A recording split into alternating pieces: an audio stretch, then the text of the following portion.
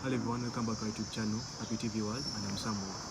Today we are going to write an interview with us today, and he goes by the names of Joseph from Tonize. He introduced himself. May know him as a comedian, from the Bookie Road. Hope you guys can check it out in the links below. Then also he's a family man. He's going to explain about himself. I'll be happy for you to join us today. Thank you. Okay. Then I think you should introduce yourself to the people seeing you, right? Okay, good to be here on this YouTube channel, and I'm very pleased that I've been hosted. My name is Joseph from Tonize, popular known as Laptop. Since dropping that name, I'll let you know why. But because now I am a father to twins, in English, father to twins is called a double daddy. So I am a double daddy. So if you see me no longer calling myself Laptop and calling myself double daddy, that's where it comes from. But I'm very excited to be on this YouTube channel. I am a father, I'm a husband. Professionally, I'm an engineer by profession. But passion-wise, I love people. I love human capital growth, which concerns training, and I love human capital entertainment, where comedy and emceeing and everything to do with people falls in. So that's a bit about me, briefly. Yes. I think Mr. Joseph, today should discuss more about the comedy side. I know do many things from double daddy. You work in Mirembe and stuff. I think we should do more about the comedy part, right? No worries. And my question would be that, how did it all start? I mean, when did it start? When did you feel like you want to do comedy? How did you find yourself about that? Alright, that's a very critical question. It's quite a long story, which may take a whole day, but I'll just cut it short. I grew up a timid man, all the way from Mirembe College. When I studied from there for 6 years. 6 years. So when I joined Makerere University in 2008, I was a very timid man. But I had this urge inside of me to want to speak to people. I had a feeling inside of me that I would be funny and make people laugh. So when I joined Makerere University, there was a space called Prime Time. Which year is that? That was 2008. There was a space called Prime Time, and Prime Time was an event space where students would go to every single Saturday from 7:30 to 10. And I attended it for 2 years with this inner urge telling me, you know what, go and do something, join Prime Time, talk to the organizers. Until my second year, when I decided to join Prime Time through the skit space. We used to have a drama team, and I led the drama team, and ever since then I've never looked back. And that was in 2010. Yes, now we are in 2021, which is 11 years down the road. Well, I don't know that I can still recall, but I mean, what was your first job, your first time on stage to make people laugh? The inspiration you got, how was it? Can you still remember the joke you said? Well, it is hard to remember. What I know is that I did a skit about a timid boy trying to con, or kwana mu Uganda, trying to con a young lady, a babe. And the timid guy is trying to use all means, trying to use all pickup lines, and the lady is not picking up. Can you start us with one? The what? The lines. The lines? By then. There are some youths watching, they need to know. It's quite a lot, but of course this is, now comedy-wise, of course, there's a pickup line that has been used over a while, where someone comes to Lake Victoria drives. Lake Victoria. Now these are general, you know, like the Christian will come and tell you, hi babe, I've been looking through the book of Numbers and I don't have your number. Can I have it? I mean, of course, it's a general one, but I can't remember the pickup lines I used in that skit. You know, skits are written. They are played. You memorize them, and then exactly. So I can't really remember, but at least I remember it was a skit about conning a young lady. And did the crowd appreciate it? I mean, did they laugh? No, of course, definitely. They loved me from the first go, and I did a lot of skits after that. And I remember after quite a number of skits, because of the crowd and the students loving who I was, my character, they gave me the microphone to do emceeing, and so that's how the emceeing journey began. Still about that topic is that that's when you're still learning, right, at campus? Yes, definitely. So professional, like earning money out of it, when was that? Well, earning money through... Because I've seen you at a comedy store, but doing with a friend. Yes. 2 people, right? Yes. No, earning money through comedy. It's hard to pinpoint when exactly it began, but what I know, because I started doing emceeing at Prime Time, students at Makerere, students not even in my career alone, but students generally do parties for anything. You know, they will do a party for not getting a retake. They will do a party for passing a retake. Like we shall do a party for anything. You know. So you used to attend all these and so I used to attend most of those events. I was the MC, and I remember some of the people. You know, because when I finished university, some of the people who knew me, they would still call me for parties, graduation, and birthdays, and some people started paying. You know, just a few transport, 20,000, 30, no, 20, 30, that was so little money. But my first wedding was a friend of mine called OJ, and it was in Mbarara. The client paid us, I remember clearly, it was 200,000. Sure. And that 200,000 was transport to Mbarara and accommodation.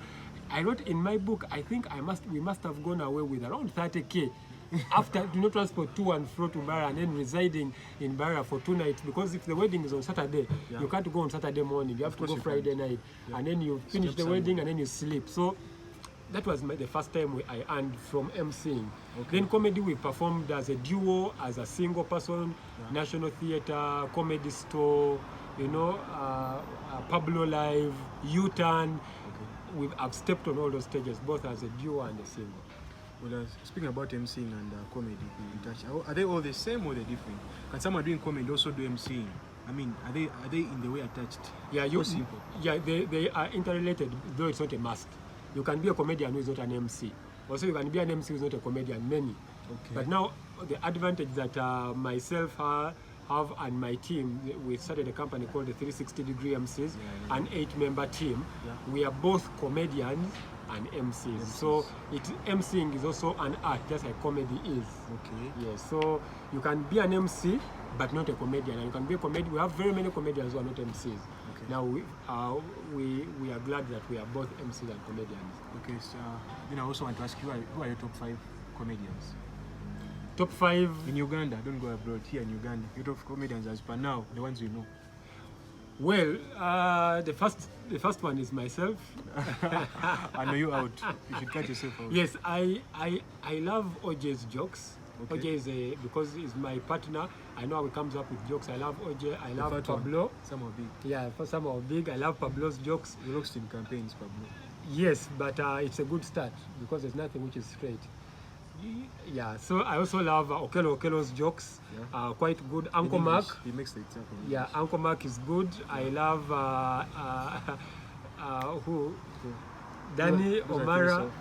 No, I've already said OJ, Pablo, Uncle Mark, Daniel O'Mara, Okello. They're quite a number. I love Alex Mohanji. Even in Uganda comedians, there's Zizinga. I want to tell you that I want to mention the 5 you know. The Anne Kansime. I love Anne Kansime's skits. Yeah, but her YouTube channel is over 1 million now. Yes, true. Then second, I wanted to ask you, why don't you have a YouTube channel as a comedian? Because they follow all the comedians now. Almost the ones we know, they do have YouTube channels. Well, you see, one of the things that you didn't take it serious. No. It is in my timelines to have one, and I've thought about it for a long time. The issue is, it's not proper to set up a YouTube channel when YouTube is content development. Yeah, we have the content. Yeah, the content. And I'm the no. You see, people who start up comedy. For example, we have Alex Mohanji, who has a stage. I don't have a stage myself because professionally I'm an engineer, 8 to 5. So before COVID, it took up most of the time. So when you're going to have a YouTube channel, you want to be consistent, and if you're not ready to be consistent, it's not very wise to have a social space which requires you to be consistent. But remember, you have fans. I mean, your fans, remember, they no longer can't see you on stage. You get. Yes, that's right. But you still want to enjoy your content. No, my fans will definitely get my content. Of course, they'll get their content, but after looking from other channels and stuff, they can direct into your channel and they get it. That's right. To my fans, my YouTube channel is coming, but only when I can be consistent. Okay, then secondly, I've not seen you. Okay, the big names you expected to speak about, like Salvador, has listed for some good years. Yeah, Salvador also has quite good. When you talk about content, there are people who come to my mind are those who are immediately close to me because I know how they come up with the content, and they're funny. They're like family, but not because they are family. Salvador has very good content, and I love him. He's given me a space with my friend OJ at I think it's Freedom. Kingdom. Yeah, Kingdom Kampala. Kingdom Kampala. Yes. So I love Salvador's content. When you look at him, he's English and he has the the punchlines and he's a funny man. The man from Ombokolo. Okay, what's your best scene ever? My best Comedy, scene. your best scene. In terms of skit. Okay, let me state it this way. What's the biggest stage you have ever performed to in your comedy life? The biggest stage. Well, in our country, it is Comedy Store. Okay, maybe apart from Comedy Store, in terms of bigness and wide audience, is Comedy Club live in Kampala, which was hosted by the Nigerians. Okay. By the time when I got paid the most amount of money, How much is that? it was 4 or 5 million Still for 7 minutes, only one. 7 million. Yeah, around 5 for 7 minutes. And they gave you 5 So million. I remember 5 million. Yeah, so that's the biggest. But then locally, our big stage is Comedy Guys, Store. comedy ari musente. Comedy ari musente. Okay, are you married? For 6 years with 3 years. children. 3 children. To a very beautiful lady, Stella. Like in Tomize. church? In church. What advice can you give to the young boys out there About, who have a negative attitude about marriage? it's very good to come in once when it Because comes to they always say that marriage, marriage is what? Marriage is come in when you're ready. Come into marriage when you're ready. Don't just come in because you're pushed, but also don't just wait because things concerning money. I want a lot of money. No. Marriage doesn't require a lot of money. And also, don't get married when you don't have a source of income. So that's one thing I can say. Yes. Sure. Yeah. You need money to sustain a family and your wife. So you are saying that the first thing to consider before get married is to get money, to do with money. Have a source of income. Have a source of income. Should state it well. Yes. Someone to understand it well. Of income. Have a source that is bringing in money that is going to take care of your family and your wife. Yes, and your children. What does it take? I mean, how long does it take you to write a skit? No, these are ideas which come up. It's like inspiration. You get an idea and say this can make someone laugh. So you go and build it with your friends. So writing a script, you can write it down, but the best is when you sit down with people who are funny and come up with a Last time I listened to an interview with Alex Mwangi. He said that you guys sit down and write Yes, we content. do. I mean, we even do be write. like this, the punchline and stuff. Exactly, we do write. It's very important as a comedian. A comedian who doesn't write, it's a bit hard to grow. You remain in the same kind of jokes, but when you write, you research, you can come up with jokes. A joke has a structure, it has a punchline. Okay. Yeah, so you write. And also those who want to come in, it's a big family. You can come in, approach any comedian that you know, and we shall introduce you to people. There are people who have a space where you try out jokes. Okay. You have a very good guy like Timothy Nyanzi. Okay. Yes, a very good man right there. You can also buy my book if you want to be an MC, The Art of Creative MC. You can go to any bookshop. You guys, this guy is a book. It's a good book of MC. If you want to be an MC, you can join him. Yeah, if you want to earn from your speaking as on events. How can they get the book? Restock Bookshop. You can go to Enjoy Christian Bookshop in Wandegea, Okay. and you can also call me personally. I think you drop them a link in the. Also show them picture also. Exactly, yeah. Then also, has it ever happened that you crack a joke, you expect people to laugh and they don't laugh? Every comedian has passed through that. I've also passed through that personally. You've done a joke, it has worked thought it was wonders. big, eh? No, you don't even thought, It has worked wonders. You've hit it on any big stage, and then you go to this one, it is, you're sure. And for some reason, because of circumstances, probably you didn't deliver it well, or the mood around is not good, and the joke falls flat. Okay. Yeah. Okay. Then about that, I think that's okay. That's okay. So, I mean, how do you deal with it? Well, sometimes you have to accept that it has refused, or you may not even accept on the microphone that it has refused, but you find a way of closing. It may not even fall completely flat. There are some of those which are a bit light, you can finish up with a light one, or as you move on, there are moments when you realize that, okay, there are some jokes which I thought would work and they have jammed, and then there are some jokes which will get a bit of laughter. When you get that laughter, you close it up. But it happens, every big comedian. Okay, then these are one of the last questions I'm asking. What's your take about people repeating jokes? Everyone repeats jokes. At times it's too much. I mean, leave alone you, the same person repeating jokes, but this one performs it, and then the other one performs it. different people. No, keep repeating the same that's jokes. not proper. We need like that. That are some of the things we are currently working on. Copyright in Uganda. If it's my joke, it's my joke. But if I do it and then you also copy it and do it, that's not right. That's not proper. That's copying. That affects the thing of Copy creativeness. creativity. You're not there copying. You know. Yeah. Yeah, So it's not okay. it's not okay. Then lastly, or not lastly, but least lastly, is that where do you see comedy industry in something like 5 years from now? It will have Amid grown. this comedy situation. In general, I think will have grown, and also because of COVID, people have been more. They have thought creatively, started up online comedy, done more content development. Yeah. Like what we are doing right now, you find comedians now thinking outside the box. That comedy is not only on stage. Let's go on YouTube, create content, skits, and yeah, I see the COVID situation has just expounded. Yeah. The entire COVID. The entire comedy scenario and the entertainment scenario. Okay. When would you wish your child to be a comedian? Come again? Would you wish your child to be a comedian? I would wish my child to be anything they want, as long as it is not illegal, both to our Christian tenets Yeah. and to the law.